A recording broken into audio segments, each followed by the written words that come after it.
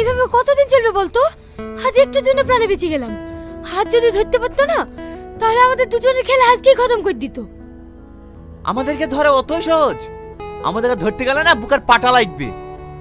তাই বলে আমরা সারা জীবন চোর পুলিশ করে বেড়াবো নাকি? দেখ টনি, আমি তোকে 3 বছর ধরে ভালোবাসি। আমি তোকে হারাতে চাইনি রে। আমি তোর সাথে সুখে সংসার করতে চাই। প্লিজ তুই এসব নোংরা কাজ ছেড়ে দে। আরে তুই কেন বুঝিস না? আমি বেকার ছেলে, কিছু টাকা পয়সা গুছিয়ে নি, তারপর তোকে বিয়ে করে সুখে সংসার করব।